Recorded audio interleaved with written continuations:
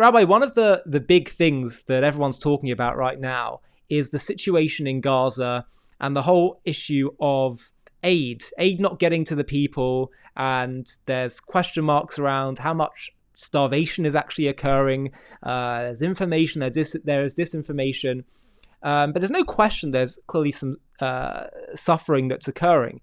Um, you have said from the outset of this war, and your proposal was that Israel fight this war comprehensively, swiftly, and even if that means laying siege to the people, it means that you can weaken down Hamas much faster and just end this conflict, even if there's going to be more short-term suffering. But the fact is, Israel has not chosen that path. They've chosen the longer road, surgically precise. And therefore, my question to you is, what do you think is what's your assessment of this whole issue of letting in aid to Gaza and all of that from a moral perspective, given that Israel has chosen to fight this war a different way? I think it's like most charities. You gotta check and see. You're giving money to this organization who feeds the poor. So many of them don't feed the poor. They just keep the money. So you got to make sure that the donation or the aid gets to those who need it. I mean, what's the point of dumping aid and it never gets to the hungry kids? So it's not enough to show a gesture of charity. You got to make sure that it gets to where it's supposed to go, and it's not getting to where it's supposed to go. So yeah, you can dump more trucks and more airlift. Where is it going? So children are starving? Maybe. Why? Everyone is dumping food on them, and they're still starving. So it's not enough to show a picture of a skinny child, of an emaciated child, because dumping more food is not going to help this child. It'll never get to this child. So what are you doing? Virtue signaling? That doesn't do anybody any good. So realistically speaking, is the aid getting to where it needs to be? Who's going to tell you the truth? How will you know? Since when do we take Hamas's word for it? Or um, any hostile voice who can accuse you of anything? So what's the point? So now the starvation issue has eclipsed the genocide issue. So it's not genocide anymore, it's just starvation. Like, is the accusation of the month.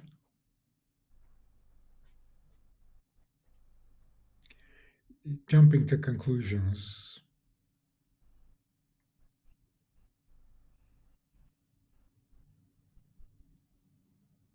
So what is really going on there? Who do you believe? Who do you trust? Trump says he doesn't believe Netanyahu. So who are you believing? Pictures? You saw pictures?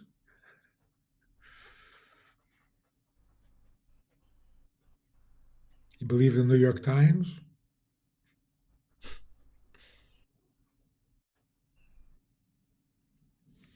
But going back to what you were saying before, there's a suggestion I read recently. Why are these people being called hostages? Aren't they prisoners of war? Hamas declared war and took a bunch of people. Aren't those prisoners of war?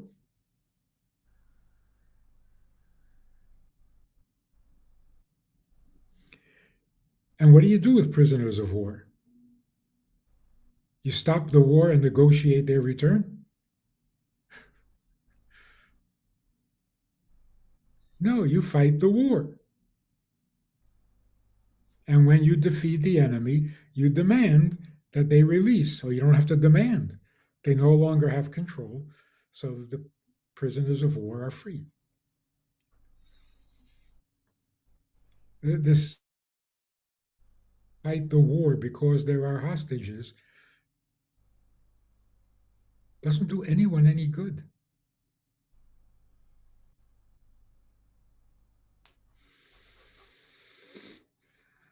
In fact, it's a terrible loss of life on both sides. So, how many lives have been lost in protection of a few lives? That sounds harsh, but for the people dying, it's really harsh. And wounded. I mean, we don't even talk about that. Oh yeah, it's horrendous. I've seen so many of these Israeli soldiers' lives utterly transformed for life with limbs lost. It's horrendous. Yeah.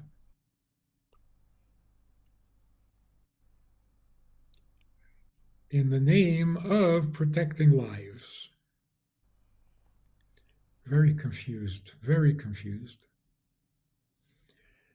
The moral clarity is not yet clear. So we do a little of this and a little of that, and we end up nowhere.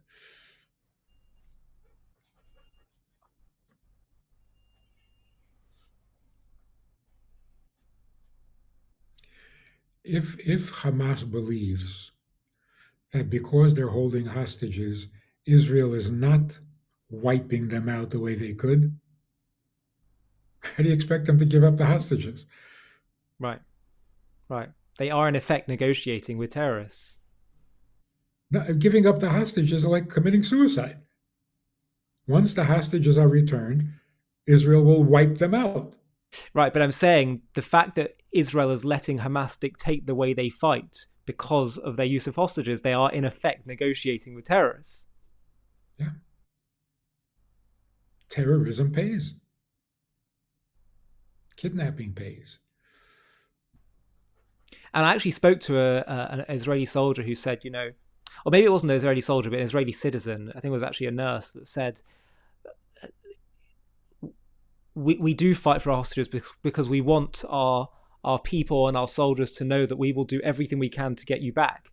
But I thought, I understand that. But on the other hand, but then what about you'll do everything, but what about all the soldiers who will lose, the hundreds of soldiers who will lose their lives in the process? What about their lives? So not so straightforward. Yeah.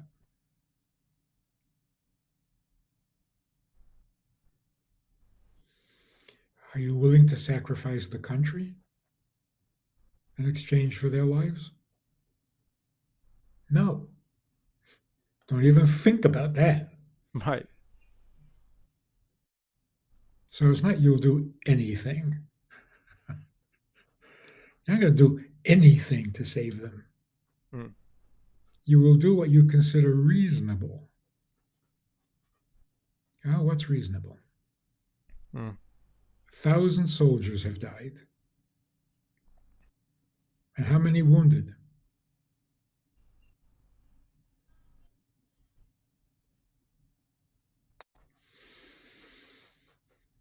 And besides the horror of an ongoing war, the average 9-year-old child in Israel was 9 when the war started. Now he's 11. What are his childhood memories? Shelters, raids, sirens, tragic news. That's damaging too. Mm. And on the Arab side, what are those children growing up with?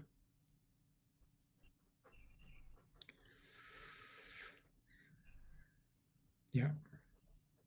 Jewish morality says when you fight a war, you fight it so fiercely and so thoroughly that it's over quickly. Let people go back to normal. So my question is, given that Israel has not chosen that path, they're doing the longer surgical route, what is the morality, in your view, from a Jewish perspective, on the issue of supplying aid and supplying one's enemy's population, the vast majority of whom, I might add, until recently, obviously we can't include children in this, but until recently, said in polling that they supported what Hamas did on October 7th. What is where is the morality here, given that Israel's fighting a longer war? There is not. If you're worried about children starving, end the war quickly. Otherwise, you're not concerned with their starving. Okay, but given that Children, they've chosen a longer war, should they right. or should they not let in aid? No, end the war. And then aid will be abundantly available.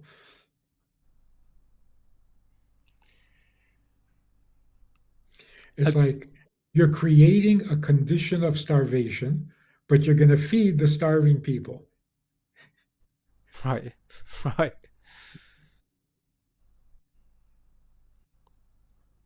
So if I let me be very crude about this. I am standing at the gate of I think it's the Kerem Shalom crossing where they bring in the aid. And I'm telling you that either way, Israel's going to fight a long war. Do you or do you not allow in those aid trucks?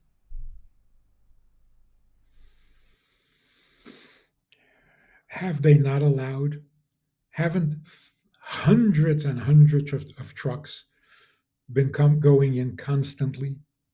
They have, but they're saying that recently part of the reason for the issue that we're seeing over the past few weeks was because it's a combination of a reduction in aid crossings in order to try and put pressure on Hamas.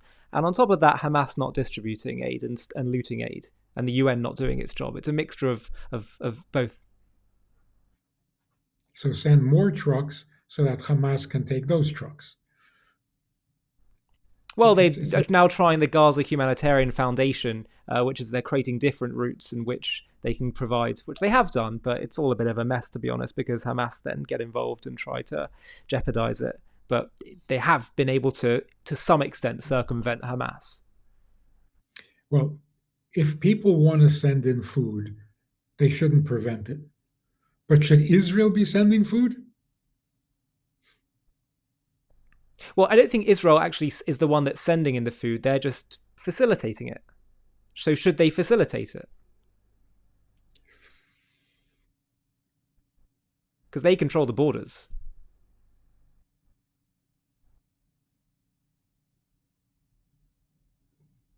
So why hasn't Egypt sent in aid? It's a great question. I don't know if they're part of sponsoring the packages, although I don't think they're doing much. Yeah.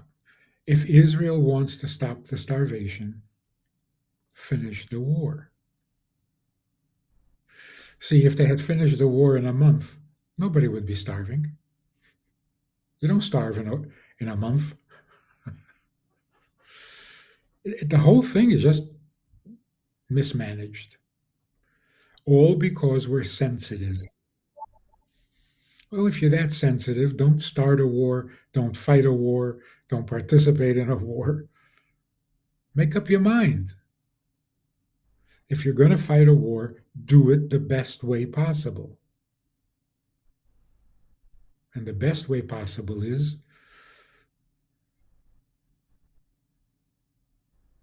decisive victory in a short time.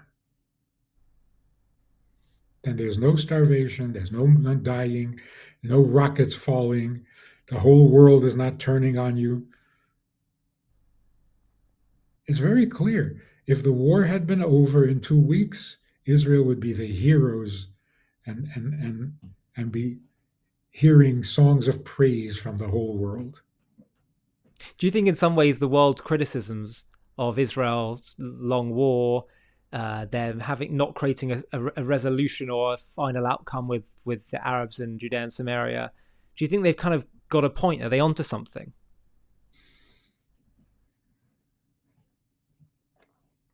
Is it occupied territories?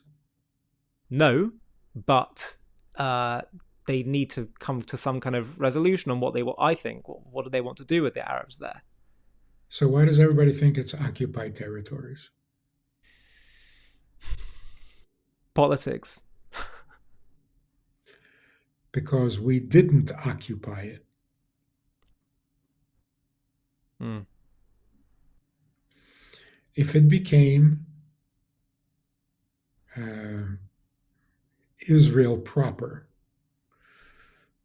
some people would say, oh, that's so bad you took the land away. But it's gone, it's over. Not a constant annoyance, not a constant friction. You're occupying us. Yeah, but they're in. Obviously, Israel would say we're in a catch-22 because if we make them the Arabs their citizens, then you don't have a Jewish state. Don't make them citizens. So what do you do? What do you do with When them? do you make your enemies citizens? Like the people in Jenin, how many times are we going to sacrifice Israeli lives to fight the terrorism that's coming out of Jenin? And Jenin is still Jenin. So what to do with them? Move them out and settle it with Jews. What would anybody do? Right. It's like, I saw someone, a progressive Zionist, post today. They said, you know, Jews from Arab lands, we all always have discussed that it was such an injustice that they were kicked out of Arabs' lands and put in Israel. So how could we do the same to the Arabs? And I thought, yeah, but the Jews from Arab lands in Israel have moved on with their lives. They've moved on. They're not calling to right of return back to Iraq. So why can't we do the same with the people who for 100 years have refused to make peace with us?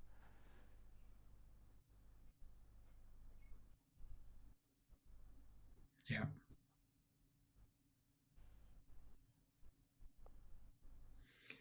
To be a sovereign state, you have to have a certain toughness, a certain firmness. If you don't have that firmness, you're not a sovereign state. You're a banana republic.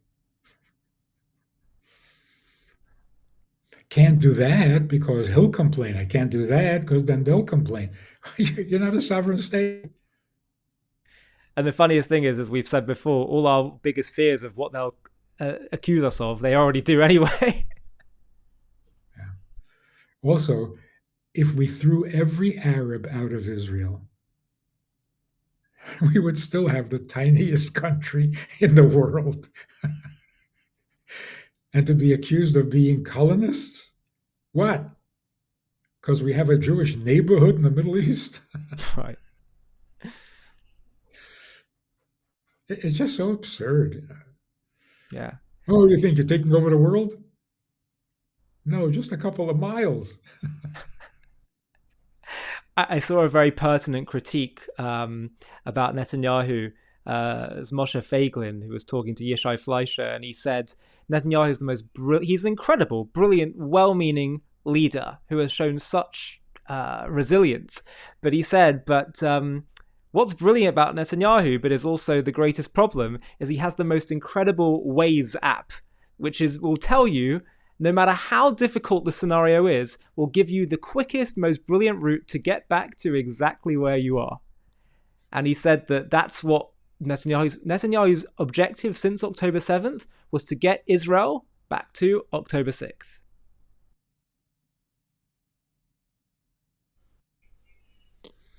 Because we're not sovereign.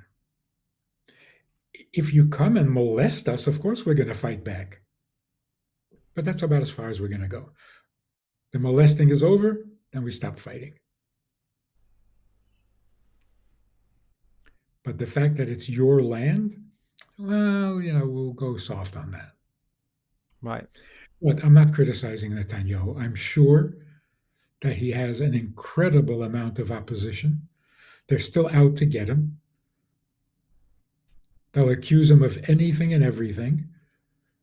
And they're pulling in the opposite direction. So he's not free to do what needs to be done. Hmm. Do you think So he the would if brilliance, he were free? oh yeah, yeah. Interesting.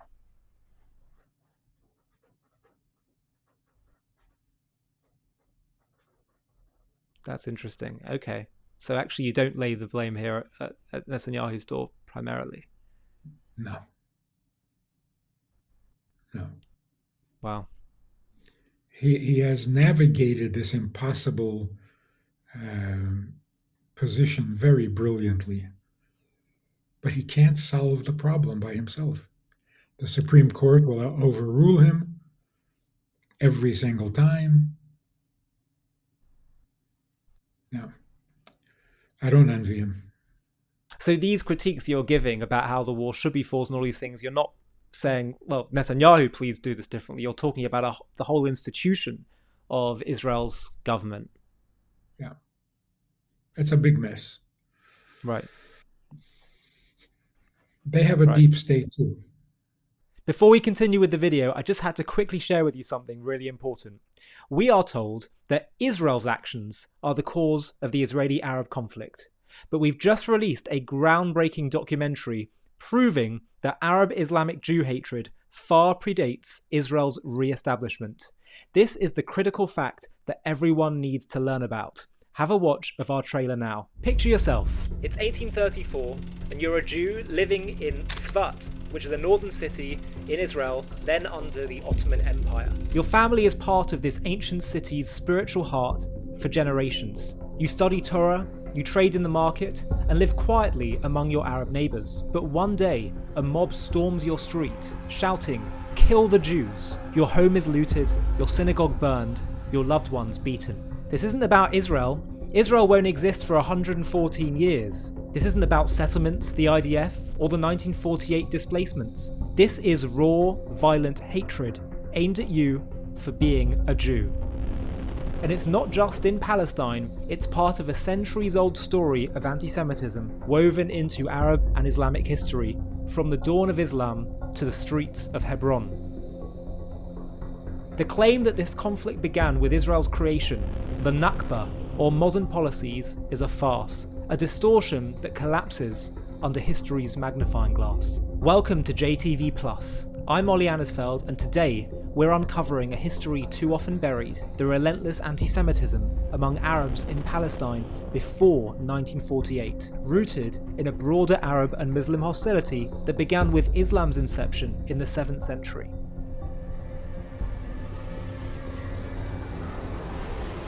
To watch this JTV Plus documentary and access much more premium content, click on the link in the video description.